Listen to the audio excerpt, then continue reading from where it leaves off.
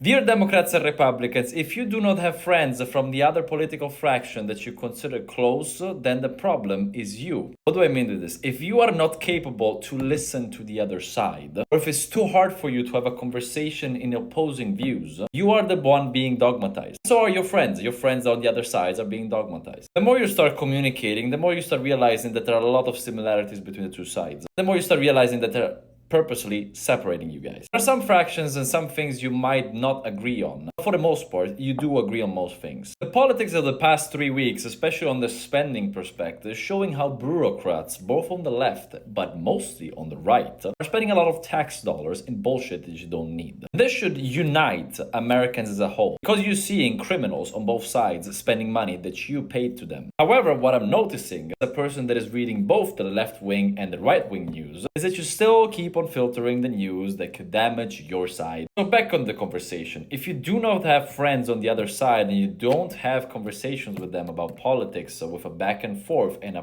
proper neutral conversation about stuff, you are not voting freely, you're being dogmatized. You are simply controlled by your system. Looking at the history of American politics in the past 40 years, I believe that if you always voted the same side for the past 40 years, you are part of the problem. I think that everybody should start out from the center and then decide every single year whether they should vote left or right, depending on the agenda, the people, the team, what is happening, and if it is aligned with what they think or not. Because both the Republican Party and the Democratic Party changed completely, especially in principles, across the past 40 years. And the thing that is even funnier is that an immigrant has to tell you this. You guys were the most powerful country in the world when you were united, even when you were in disagreement. And as an Italian, specifically a Roman, I'm seeing a lot of similarities with the Roman Empire.